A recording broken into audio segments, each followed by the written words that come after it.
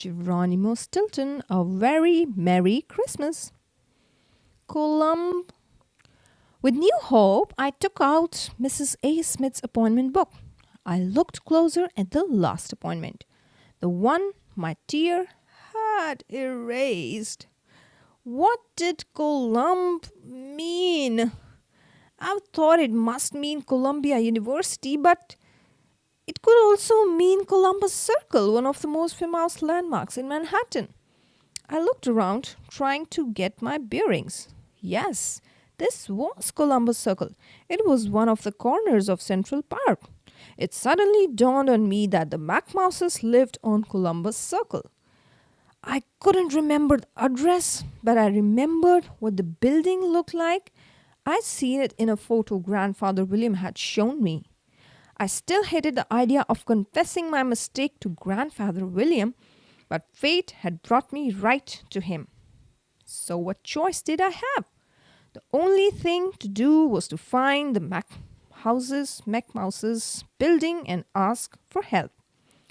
I walked around and around Columbus Circle until I finally recognized the MacMouses building. It was an enormous skyscraper gleaming with shiny mirrors, glass doors, and brightly lit windows. Timid as a mouse, I pushed open the door. As it swung open, a gust of warm wind enveloped me. It felt so good to be in a warm place. The dormouse, a tall and muscular rat, was dressed in a fancy red uniform with gold epaulets on his shoulders.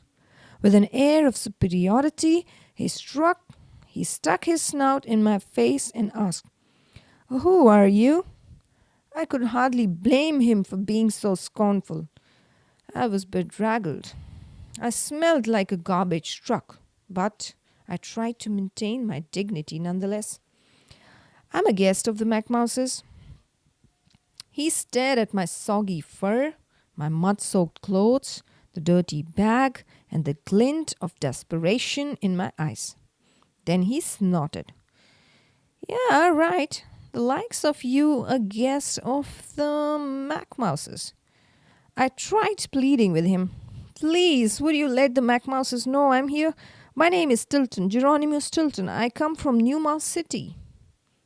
"Geronimo who?" he said disdainfully. "Where's New Mouse City? I have never heard of it." "My name is Stilton, Geronimo Stilton," I said formally.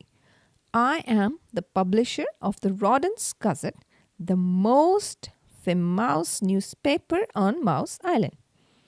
The dormouse laughed so hard he almost popped the shiny buttons off his uniform.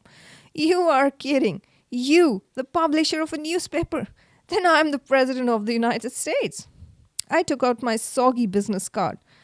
The writing was still readable, though barely. "Would you please buzz the MacMouses for me?" I asked him. "Thank you." He still looked suspicious, but he buzzed the MacMouses.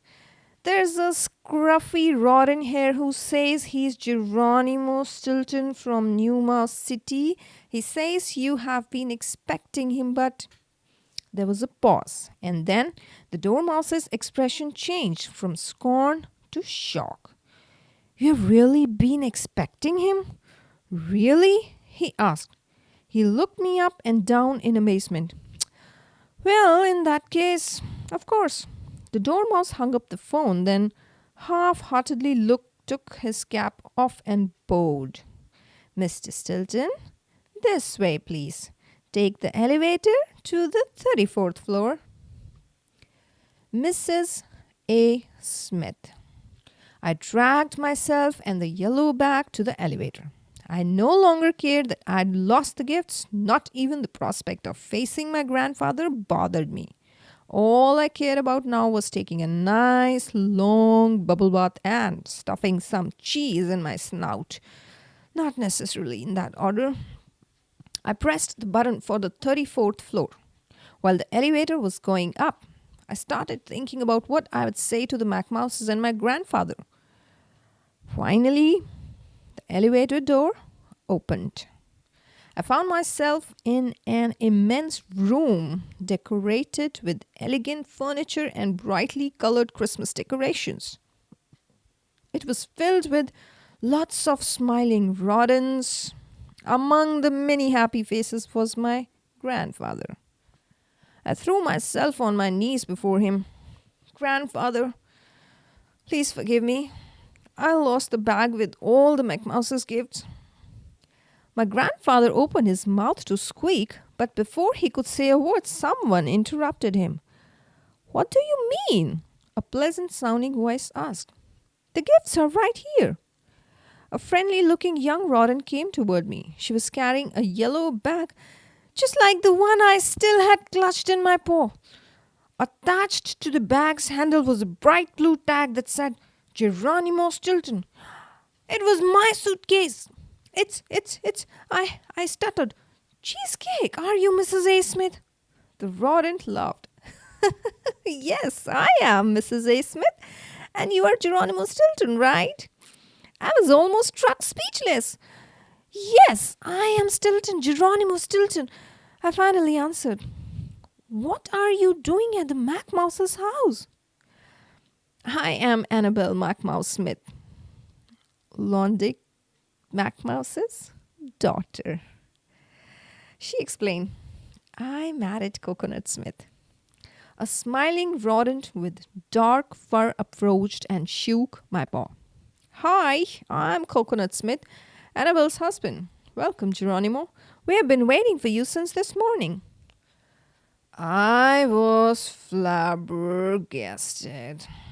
I don't understand. What do you mean you have been waiting for me since this morning? My grandfather cut in. Still daydreaming, grandson, huh?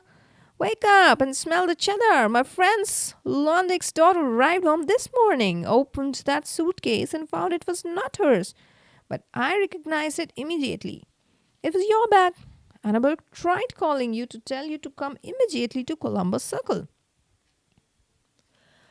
I couldn't believe it.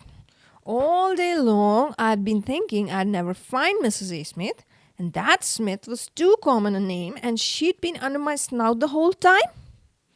Too bad the phone battery went dead, and you never got the full message, my grandfather went on. We have been waiting for you all day. You got here just in time for Christmas Eve dinner. But your appointment book had you going some places different every hour. Why was your schedule so packed? I asked Annabel. She smiled. I thought I'd take you around New York and show you some of the most interesting sights, but it looks like you have already done that by yourself. I guess I had. I wouldn't necessarily recommend my way to other tourists, but I'd certainly seen the city from top to bottom. And now that I was nice and warm and with family and friends again, I could almost laugh about it. Almost. It certainly had been an adventure. Merry Christmas to all! While the Stilton and the McMouses were celebrating Christmas, I gazed out the enormous picture window overlooking Central Park. The snow-covered trees seemed to go on forever. It was a magical sight. Fluffy flakes danced through the air and settled gently on the newly fallen snow. Those snowflakes reminded me of home. The snow that fell on New York was the same as the snow falling over New Mouse City. It just goes to show the things that really matter are the same everywhere. All over the world, the heart of every mouse asks for the same thing: happiness.